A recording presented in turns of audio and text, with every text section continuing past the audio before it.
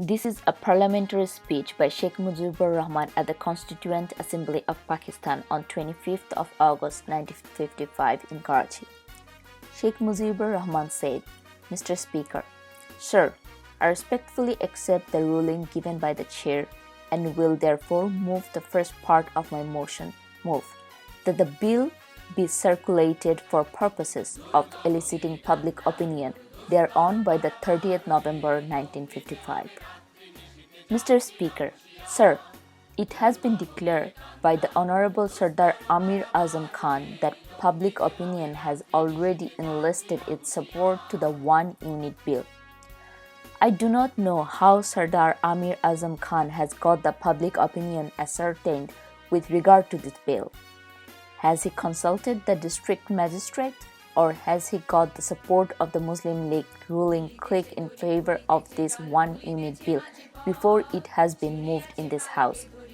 I fail to understand how he can claim to have the support of the people of Pakistan in favor of this one-unit bill. In fact, this issue was never put before the public at any time. Even, sir, at the time of the last general elections in the provinces of Punjab, Sindh, Frontier, and other places, this issue was not involved. But the issue has come before the Constituent Assembly and is proposed to integrate all the provinces into one unit without consulting public opinion. How can Sardar Amir Azam say that the people are in favor of one unit? Sir, you have seen what happened in the province of Sindh. Before Mr. Kuro, there was the Pirzada ministry, and when it was felt that the Pirzada ministry was not in favor of one unit, then dismissed that ministry and installed Kuro ministry instead. And sir, Mr. Kuro was not even a member of the assembly at that time. These things happen here. Ministries are dismissed and new ministries are appointed and even transferred, as it was the case in East Bengal. Mr. Abu Hussein Sarkar was appointed Chief Minister of East Bengal by the central government, while he was a minister in the center.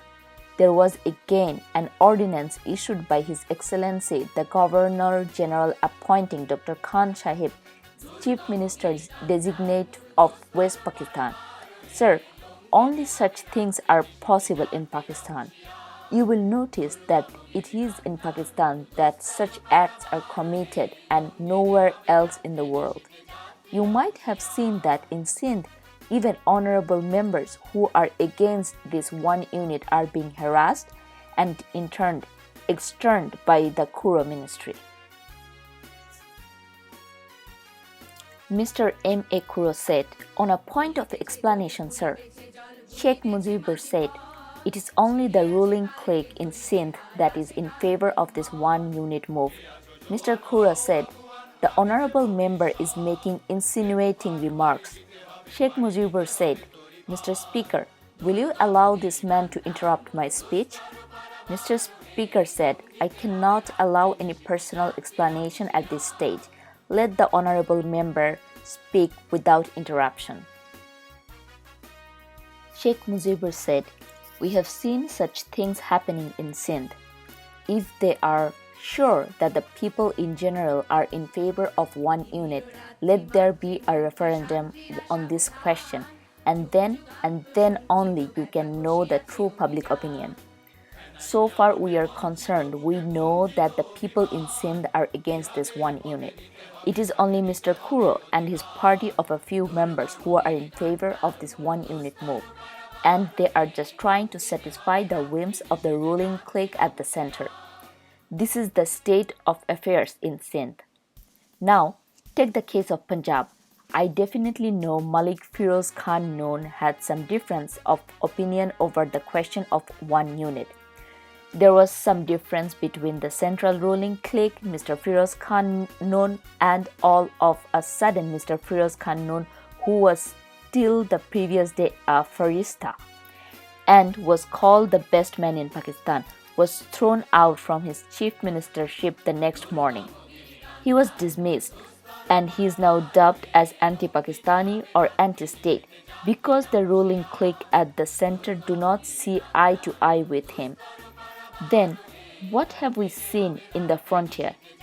Sardar Abdul Rashid, who was similarly a Farishta like Firoz Khan Noor and who was the man who had moved the one-unit bill in the Frontier Assembly and who was also considered as the best man in Pakistan by the ruling clique and who was asked to mobilize public opinion in favor of one unit in NWFP.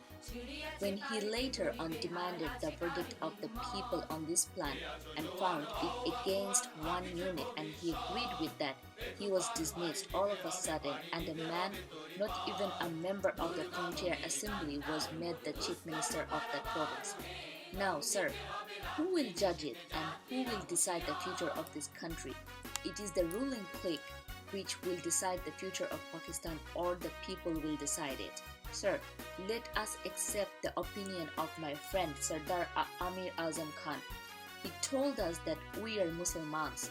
Yes, I admit we are Muslims, but on the same ground, why not ask the 4 crores of Indian Muslims to come to Pakistan because they are Muslims? Similarly, we can ask the Iranian people and the Arabs to come to Pakistan, but it is not that because we are Muslims, we must be one unit. Then, sir, why are there differences of languages if we are all Muslims? Sindhis speak Sindhi language. In Balochistan and frontier Pashto is often spoken, and in the Punjab, Punjabi is spoken. So there are differences between the people of the Punjab and the people of frontier. People of Punjab cannot speak Pashto, and similarly, people of frontier cannot speak Punjabi. In view of these differences, I want that on this bill, the verdict of the people must be taken whether they are in favor of it or not, whether they want your imposition upon them or not. I tell you that without the support of the people, you have got no power worth the name. You may use up any power that you want, but people will not tolerate it any longer. It is not an insult to the member of the Constituent Assembly who are the representatives of the people that all power vests with the Governor General these days. He can do everything. He is all powerful in Pakistan. Why have you given him so much power without determining whether the people will like it or not? He enjoys such a vast power that he can dismiss anyone he likes. He can appoint anyone. He can extend the dates of the meetings of the assembly. He can dissolve the house. What about Karachi?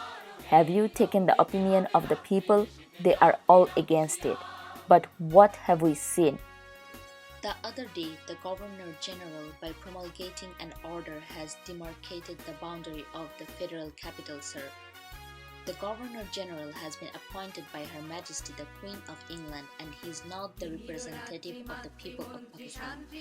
We are the true representatives of the people and we should decide whether Karachi should be included in one unit or not. He cannot demarcate the boundary of the federal capital so far as Karachi is concerned.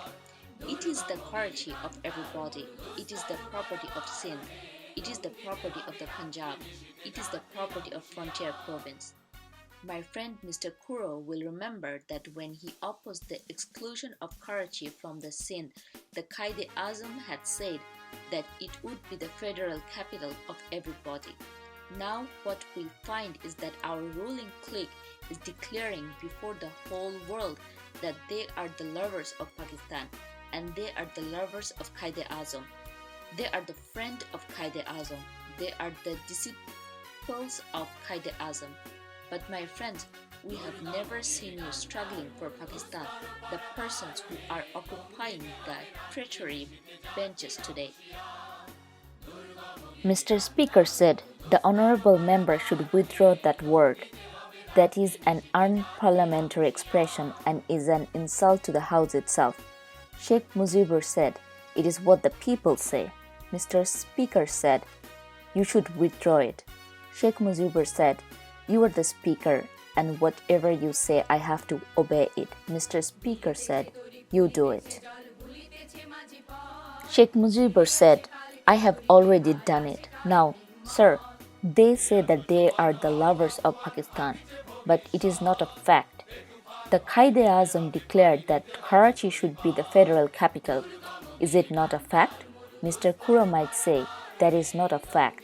Not only the Qaid-e-Azam but Mr. Liaquat Ali Khan had also declared that Karachi would be the capital of all places of Pakistan.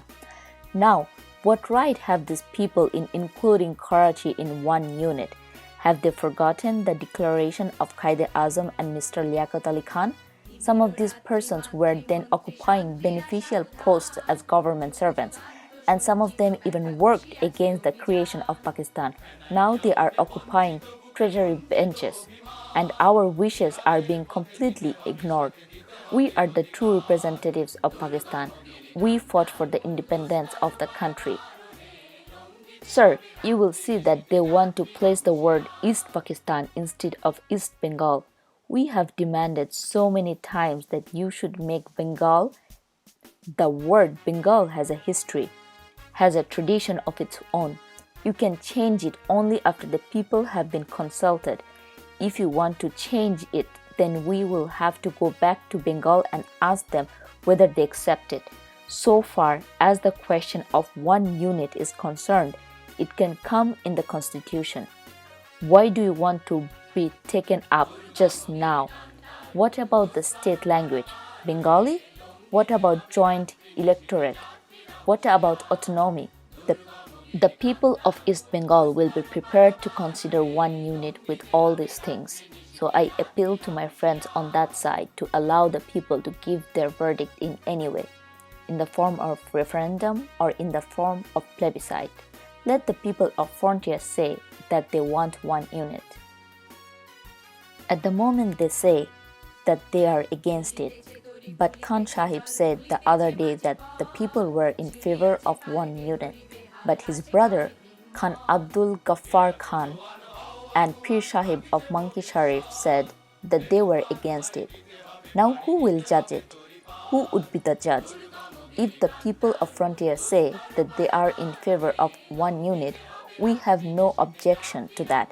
Similarly, in Sindh, Mr. Kuro says that they are in favor of it, while Mr. G.M. Syed and others say that people are against one unit. All right, if they are in favor, let a referendum be held and let the people decide themselves and we will accept it. As far as Karachi is concerned, there should be no referendum on Karachi because it is the federal capital made by Qaid-e-Azam, and we will not allow people to insult Qaid-e-Azam and the late Mr. Liaquat Ali Khan. We have no right to take Karachi from the people of Karachi and from the people of East Pakistan. It belongs to us also, as it belongs to other parts of Pakistan. We have spent so much money for its development. Why do you want to make another capital and spend hundreds and thousands of rupees, and for which you will require at least 50 years? For these reasons, I appeal to my friends, Zulum mat karo bhai. If you will force it upon us, then we have to adopt unconstitutional means. You must proceed constitutionally. If you do not allow the people to follow constitutional means, they will perforce adopt unconstitutional means. This is what has happened all over the world, and it can be seen from the history of the world. So I appeal to them, if you love Pakistan, though unfortunately after the achievement of Pakistan, you were at the helm of affairs and those people who fought for its establishment are no more with us. So I will appeal to you, although you have got force at your disposal, that for the sake of Pakistan, for the sake of democracy, for the sake of humanity, for the sake of Qaid-e-Azam, go to the people, let the people give their verdict, and we will accept it. If the people of Frontier, Sindh, Bawalpur, Khairpur, Balochistan want one unit, we will have no objection to that. People of East Pakistan will have no objection to that. People of East Bengal at once will tell them, take it. We have no objection to that.